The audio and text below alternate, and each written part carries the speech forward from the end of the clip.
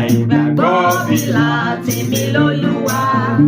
Èwo ni ká fi Jésù sípò èrè lásán. Ká fọ̀nà sílẹ̀ ká máa bá wọn ń gbógiri. Ká jáwé nígbó ká fi mọ́ ọṣẹ dúdú. Ká bẹ́ẹ̀dì nígbó ká gbé sí kọ̀rọ̀ yàrá. Erùpẹ̀ lásán ká fi yá èrè kéré.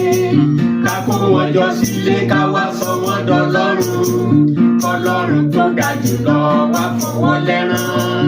Ìdájọ́ máa dé tán ẹlẹ́ṣẹ̀ yí padà o. Jésù ló lè mú kí bàbá kò fi èdè nù. Òun ló lè ṣí ilẹ̀kùn fún ìdáláre. Nítorí Àbújá ò sí.